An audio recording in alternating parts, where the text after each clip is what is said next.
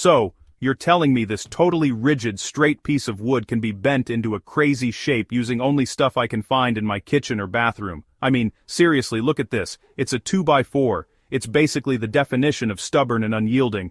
But what if I told you that, with a little bit of science and a lot of creative thinking, we could turn this into something as pliable as a pool noodle? Okay, maybe not a pool noodle, but you get the idea. It sounds completely impossible, right? Like something out of a cartoon. Well, today we're not just going to talk about it, we're going to put it to the test. We're embarking on a seemingly impossible mission to defy the laws of woodworking as we know them. Our challenge is simple, but the execution is where it gets interesting. We're going to raid the pantry, scour the laundry room, and even peek under the kitchen sink to find everyday household items that might just hold the secret to bending wood. We're talking about things like vinegar, dish soap, and even fabric softener. Yeah, it's about to get weird. The goal is to see if we can soften the very fibers of this wood, making it flexible enough to bend without snapping into a million sad, splintery pieces. We're going full-on mad scientist, but instead of a creepy laboratory, our setting is a suburban garage. This is a high-stakes game of trial and error. Some of these methods might be brilliant, undiscovered hacks that will change DIY projects forever. Others, well, they might just end up as a soggy, smelly mess. But that's the fun of it. We're going to document every success, every failure, and every "what were we thinking?" moment. By the end of this, you'll not only see if it's possible, but you'll also understand the science behind why it works, or why it spectacularly fails. So, grab your safety glasses, and a healthy dose of skepticism, because we are about to try and bend the unbendable. Let's do this. Alright, first up, we have the method that feels the most legitimate, the steam and soak. This is a classic technique that woodworkers have used for centuries, but we're giving it a household twist. No fancy steam boxes for us. Our high-tech setup consists of this giant stock pot for boiling water, a bunch of old towels, and some heavy-duty aluminum foil. The theory here is pretty solid. Wood is made up of long fibers, mostly cellulose, held together by a natural glue called lignin. When you introduce heat and moisture in the form of steam, the lignin softens up, almost like plastic, allowing those fibers to slide past each other. This should, in theory, let us bend the wood without it breaking. So, here's the plan. We're going to get this water to a rolling boil to generate as much steam as possible. Then, we'll soak these towels in the hot water. Carefully, of course, safety first. We'll wrap our unsuspecting piece of pine completely in these hot, steamy towels. To trap all that precious heat and moisture right against the wood, we'll create a makeshift steaming chamber by wrapping the whole thing tightly in a layer of aluminum foil. It's basically a wood burrito of science. We're going to let it sit in this self-contained sauna for a good hour or so, letting that steam work its magic deep into the wood fibers. The anticipation is killing me. Will we unwrap this foil burrito to find a limp, flexible piece of wood, or just a slightly damp and disappointed stick? The key is getting the wood hot and saturated enough all the way through. If only the surface gets soft, it's going to crack the moment we apply pressure. This method feels like our control group, our baseline for success. It's the most well-known principle, just executed with stuff you'd use to cook pasta. If this doesn't work, the outlook for fabric softener is looking pretty grim. Okay, the timer is set. Let the steaming commence. Next up, we're moving from the stovetop to the oven with an approach that sounds more like a recipe for a weird salad dressing, the vinegar and bake. The star of this show is plain old white vinegar. Now, why vinegar? Well, vinegar is a mild acetic acid. The hypothesis here is that the acid will help to break down the lignin and hemicellulose in the wood, which are the rigid binders holding all the cellulose fibers together. It's like a chemical attack on the wood's structural integrity. But, you know, a gentle one. We're hoping it will chemically soften the wood from the inside out, making it more pliable. The process is pretty straightforward, but feels incredibly counterintuitive. First, we're going to completely submerge our wood piece in a tub of white vinegar. We want to give it a really good long soak. We're talking at least a few hours, maybe even overnight, to let that acetic acid really penetrate deep into the wood grain. It already smells like we're pickling the workshop. Once it's had a thorough vinegar bath, we're not going to let it air dry. Instead, we're moving to phase 2, the bake. We're going to pop this vinegar-logged piece of wood into the oven on a very low heat, maybe around 200 degrees Fahrenheit. The idea behind the baking is twofold. First, the heat will accelerate the chemical reaction started by the vinegar, hopefully softening that lignin even further. Second, the heat will also act like a more traditional heat-bending method, making the wood fibers more pliable. It's a 1-2 punch of chemical and thermal persuasion. The big question is, will this combination be the secret sauce? Or will we just end up with a brittle, sour-smelling piece of kindling? There's a real risk the oven could just dry out the wood too quickly and make it crack. This feels like a true gamble. Let's see if this bizarre recipe cooks up a bendable result. Okay team, for this next one, we are kicking things up a notch. We're moving from the kitchen to the cleaning closet and grabbing the ammonia. A quick but very important safety warning here. Ammonia has some serious fumes, so we've got the garage door wide open, fans running, and I'm wearing gloves and safety glasses. Please do not try this without proper ventilation. Now why ammonia? Ammonia is a powerful chemical that is exceptionally good at plasticizing wood. It essentially forces its way between the wood fibers and breaks down the hydrogen bonds in the cellulose and lignin, making the whole structure surprisingly flexible. This is probably the most potent chemical method we can try with household items. Our plan of attack is similar to the vinegar soak, but with a lot more respect for the chemical we're using. We're going to place our wood piece inside a sealed container. In this case, a long PVC pipe with caps on both ends. This will contain the fumes and concentrate the ammonia's effect. We'll pour in just enough ammonia to create a vapor-rich environment. We don't even need to fully submerge the wood. The ammonia vapor itself is what does the heavy lifting. We'll seal it up tight and let it sit for a full 24 hours. This is a battle of patience. The ammonia needs time to work its chemical voodoo on the wood's internal structure. After the long wait, the moment of truth arrives. When we open this tube, we expect the wood to be incredibly pliable, almost like wet leather. The magic of ammonia is that it allows for some seriously tight bends that would be impossible with just steam or heat. So, while the wood is still saturated with the ammonia and super flexible, we're going to immediately bend it around a form, in this case, a paint can, and clamp it securely in place. As the ammonia evaporates, the wood's internal structure is supposed to reharden, locking that curve in permanently. This is high risk, high reward. It could give us the most dramatic bend, or it could be a smelly, fumy failure. Let's see if science is on our side.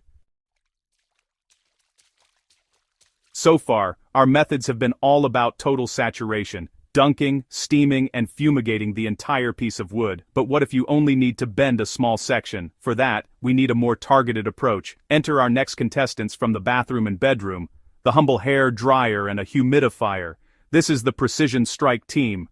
The strategy here is to apply concentrated heat and moisture to a very specific area of the wood, rather than the whole board. It's kind of like performing microsurgery on the wood fibers, convincing just a small section to become flexible. Here's how we're setting this up. We've got our humidifier chugging away, pumping out a steady stream of cool, moist air. We're going to direct that stream right onto the exact spot on the wood we want to bend. Think of it as a localized moisture bomb. At the same time, we'll be blasting that same spot with the hairdryer on its highest heat setting.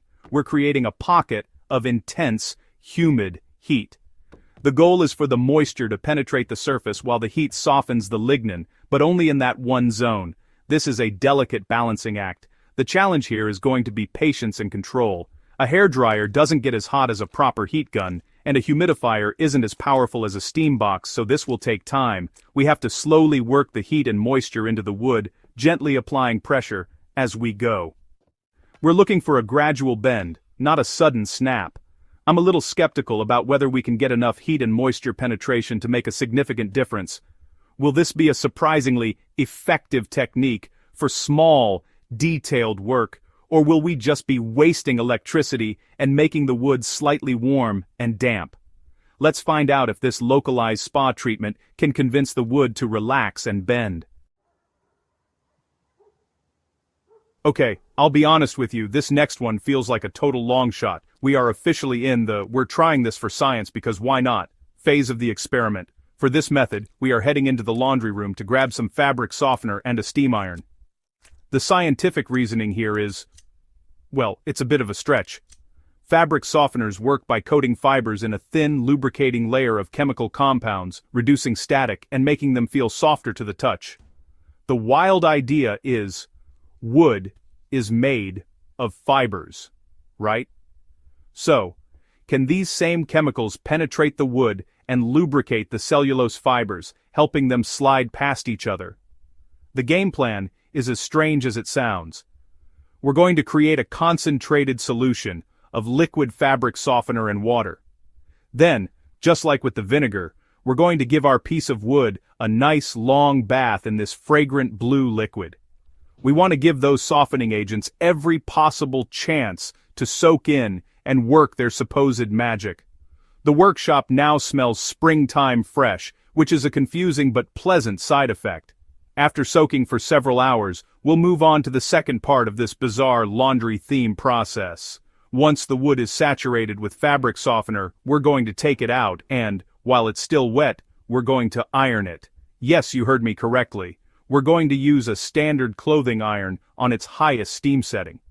The logic, if you can call it that, is that the heat and steam from the iron will help activate the fabric softener chemicals deep within the wood, while also providing the classic heat and moisture combo we know can work.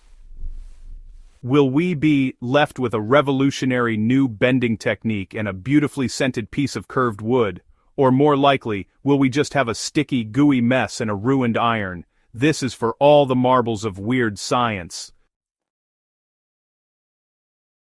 For our final experiment, we're trying a combination that feels both incredibly common and scientifically fascinating: dish soap and the microwave. The hero here is the dish soap, which is a type of surfactant. Surfactants are amazing molecules. One end is attracted to water and the other end is attracted to oils and grease. In our case, we're hoping that the surfactant will help the water penetrate the wood more effectively by reducing the water's surface tension. This should allow the water to seep deeper into the wood's cellular structure, getting it more saturated, more quickly than with water alone.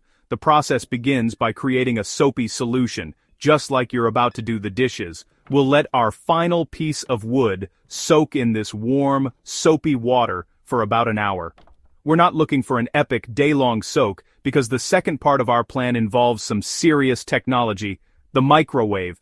Once the wood is thoroughly soapy and saturated, we're going to pop it in the microwave. Microwaves work by exciting water molecules, causing them to vibrate rapidly and generate heat from the inside out. This is a fundamentally different way of heating than an oven or a hair dryer. Our hypothesis is that the microwave will instantly turn the soap-infused water that has penetrated the wood into internal steam, rapidly heating and plasticizing the lignin from within. This could be incredibly effective, or it could be a complete disaster. There's a very real chance the wood could superheat in spots, scorch, or even catch fire. We'll be doing this in short bursts, maybe 30 seconds at a time, and keeping a very, very close eye on it. This is speed bending. Will the combination of surfactant-aided saturation and rapid internal heating give us an instantly flexible piece of wood, or just a really bad smell and a call to the fire department? This is our last, craziest shot at bending the rules of woodworking. And there you have it. The results are in. After a marathon of steaming, soaking, baking, and microwaving, it's time to see what actually worked. The steam and soak method gave us a nice, gentle curve, a solid success and proof that the classic principles work, even with kitchen gear. The vinegar and bake? It produced a slight bend, but the wood became noticeably more brittle, a risky trade-off. And the big surprise was the ammonia and clamp technique. It smelled awful and required serious safety precautions. But look at this. We achieved an incredibly tight permanent curve that none of the other methods could even touch. This was, by far, the most effective, proving that stronger chemistry yields more dramatic results. On the other end of the spectrum, we had our spectacular failures. The hairdryer and humidifier just didn't have enough power. We barely got any bend before the wood started to cool down. It was a good theory, but a practical bust. And then, there's the fabric softener and iron. This resulted in, well, a sticky, fragrant, and still very straight piece of wood. It turns out, what's good for your t-shirts does absolutely nothing for a 2x4. The biggest bust, however, was the dish soap and microwave. While it heated the wood incredibly fast, it created dangerous hot spots and started to scorch before any meaningful flexibility was achieved. It was a good reminder that faster isn't always better. So what did we learn? We learned that bending wood is all about plasticizing the lignin that holds the wood fibers together. Heat and moisture, like in our steam method, are a reliable way to do this. Powerful chemicals like ammonia are even better, literally restructuring the wood on a molecular level. Our failed experiments show that you need to get the wood hot and wet all the way through, not just on the surface. These successful techniques open up a world of possibilities for DIY projects, from creating custom curved shelves to unique art pieces. So I want to issue a challenge to you. Find something in your house, try one of these methods, safely, and share your results. You might just discover the next great woodworking hack. Thanks for watching, and now go make something awesome.